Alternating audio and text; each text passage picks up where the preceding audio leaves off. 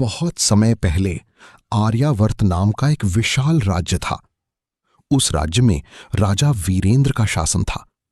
उसके महल सोने और हीरों से चमकते थे। महल की दीवारों पर चांदी की नक्काशी थी और दरबार में रोज नाच गाना होता था। लेकिन राजा के दिल में दया नहीं थी। उसे अपनी ताकत और धन पर बहुत घमंड था। एक दिन राजा दरबार में बैठा था।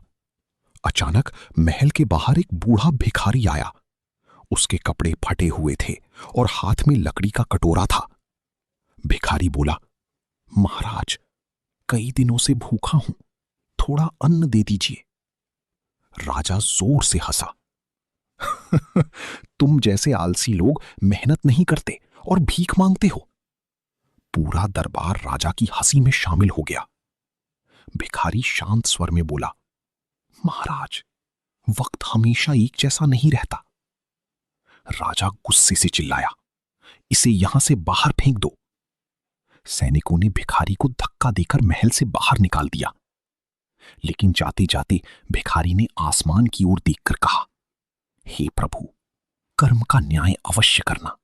अगले दिन राज्य में एक महान संत आए। उनका नाम ऋषि अत्रि था। लोग कहते थे कि उन्हें पिछले जन्मों का ज्ञान है। रानी देवयानी ने राजा से कहा, महाराज, हमें ऋषि जी का सम्मान करना चाहिए। राजा अनमने मन से संत के पास गया। ऋषि अत्रि ने राजा को देखते ही कहा, राजन, तुम्हारे चेहरे पर भय दिखाई दे रहा है। राजा चौंक गया, आपको कैसे पता? ऋषि मुस्कुराए, क्योंकि कर्म का चक्र तुम्हारे पास आ चुका है। राजा ने अपना सपना बताया। ऋषि बोले, हर इंसान अपने कर्मों का फल जरूर पाता है। जो आज राजा है वो अगली जन्म में भिखारी भी बन सकता है, और जो आज भिखारी है वो अगले जन्म में राजा बन सकता है। राजा ने हंसते हुए कहा, क्या एक भिखारी कभी राजा बन सकता है? ऋषि ने गंभीर स्वर में कहा, अगर उसके कर्म अच्छे हों तो भगवान उसे सिंहासन भी दे सकते हैं। राजा के मन में हल्का डर पैदा हुआ।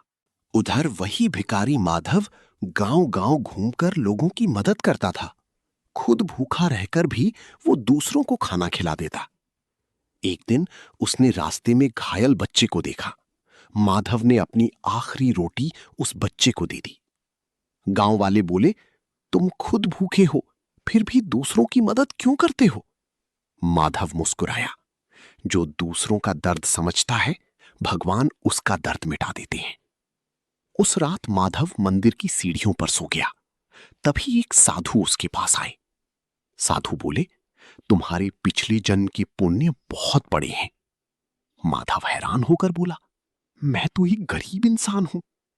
साधु बोले, पिछले जन्म में तुम एक राजा थे, लेकिन तुमने गरीबों की सेवा की थी, इसलिए इस जन्म में कठिनाइयों के बावजूद तुम्हारे अंदर दया जीवित है। माधव की आंखों में आंसू आ गए। कुछ महीनों बाद राज्य में भयंकर सूखा पड़ा। खेत सूख गए, नदियां सूख गईं, लोग भूखे मरने लगे। प्रजा महल के बाहर मदद मांगने आई, लेकिन राजा वीरेंद्र ने अपने खजाने के दरवाजे बंद कर दिए। अगर मैंने सबको अनाज दे दिया तो मेरा खजाना खाली हो जाएगा। लोग रोते रहे। रानी देवयानी ने कहा, महाराज, प्रजा भूखी है। लेकिन राजा ने किसी की बात नहीं सुनी। धीरे धीरे लोगों का गुस्सा बढ़ने लगा। राज्य में विद्रोह शुरू हो गया। एक रात दुश्मन राज्य ने हमला कर दिया। राजा की सेना हार गई। महल में आग लग गई। राजा अपने प्राण बचाकर भागा। अब उसके पास न सिंहासन था, न धन, न सेना। कुछ दिनों बाद वही राजा भूखा प्यासा सड़कों पर भटक रहा था।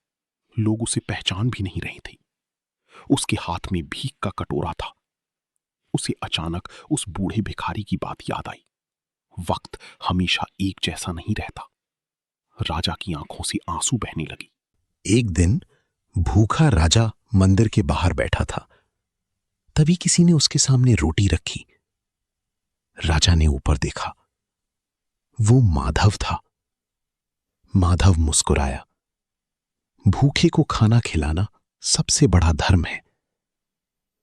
राजा शर्म से सिर झुकाकर रो पड़ा। मैंने तुम्हारा अपमान किया था, फिर भी तुम मेरी मदद कर रहे हो। माधव बोला, अगर मैं भी नफरत करता तो मेरे और आपके कर्मों में फर्क क्या रहता?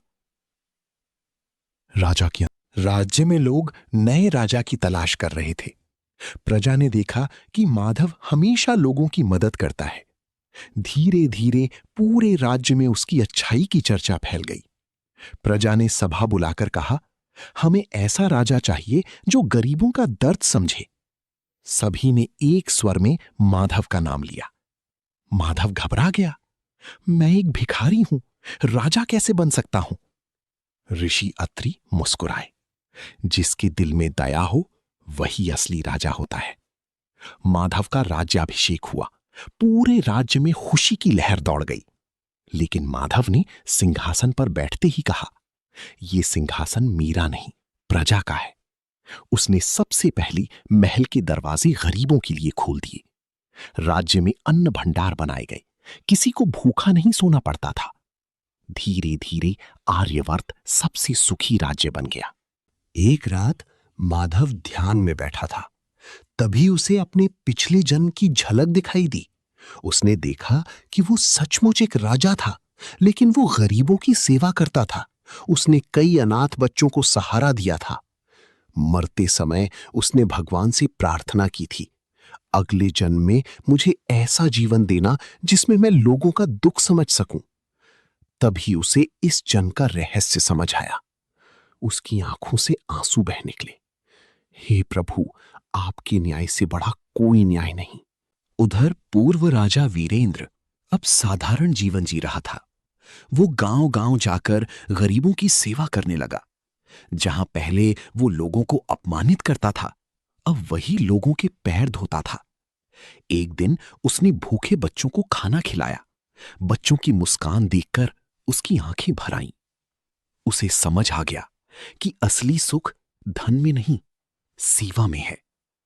माधव ने उसे अपनी महल में रहने का निमंत्रण दिया, लेकिन वीरेंद्र बोला, नहीं, अभी मुझे अपने कर्मों का प्रायश्चित करना है। वो साधु बनकर लोगों की सेवा में लग गया। कई वर्षों बाद ऋषि अत्रि ने पूरे राज्य को संबोधित करते हुए कहा, इंसान अपने कर्मों से ही महान बनता है। धन, शक्ति और सुंदरता हमेशा साथ नहीं रहते, लेकिन अच्छे कर्म जन्मों जन्मों तक इंसान का साथ देते हैं।